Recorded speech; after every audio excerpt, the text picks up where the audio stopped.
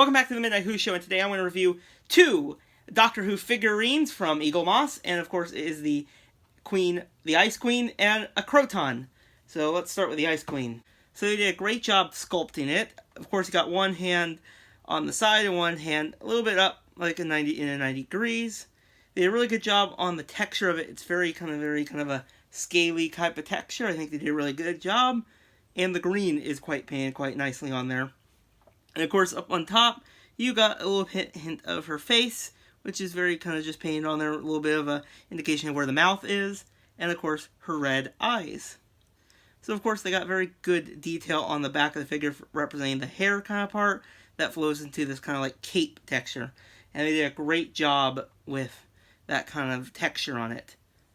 So it definitely has a bunch of variety to it, and of course, you got kind of indications of various different components of the Ice Warrior type of armor that you can kind of see in this figure. So yeah, and on the bottom you get the Ice Queen from the Empress of Mars. So yeah, overall I think they did a great job with this figure. It's painted very nicely, and yeah, great sculpt work and very good attention to detail. So let's talk about the Kroton. So, the Kroton. One thing I noticed when I first got this at Gallifrey 1 was that these things right here, these little notches, these like kind of little pyramid type notches, are sharp. They are sharp. Of course, you got that part, and you got some very cool little details of various components, panels, and you got little various components, a little bit more pyramids up there.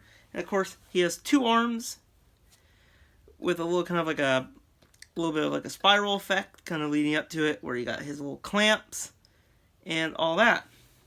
And on top, you got a little bit of the little texture that kind of reminds me of a little circus kind of tent, and with a couple of 3 dots on each of the little triangles. So yeah, this is a very simplistic figure.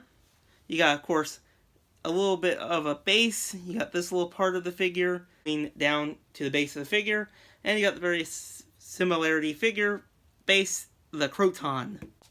So yeah, overall I think they did a great job on these figures. They're very detailed.